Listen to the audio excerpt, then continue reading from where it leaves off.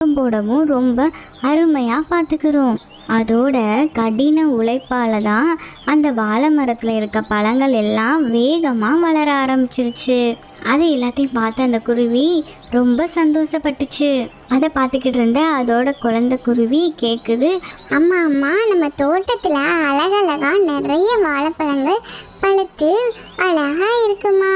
இந்த எல்லா பழங்களையும் நீங்கள் என்ன பண்ணுவீங்க அப்படின்னு அந்த குட்டி குருவி கேட்குது.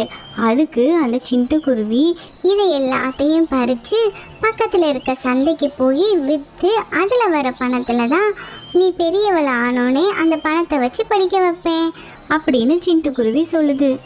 அப்போது அந்த குழந்தை குருவி சொல்லுது, அப்படியா, இதெல்லாம் எனக்காக தான் நீங்கள் இவ்வளோ கஷ்டப்பட்டு செய்கிறீங்களா?